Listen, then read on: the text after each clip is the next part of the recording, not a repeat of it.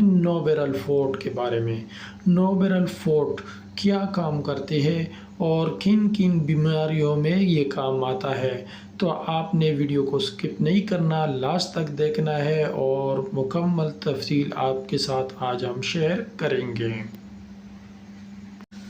نوبیرل food ایک سے زیادہ اسکلیروسس یا ریڑھ کی ہڈی کی چوٹ یا بیماری کی وجہ سے درد یا پٹھوں کے کھچاؤ کے علاج کے لیے استعمال کیا جاتا ہے۔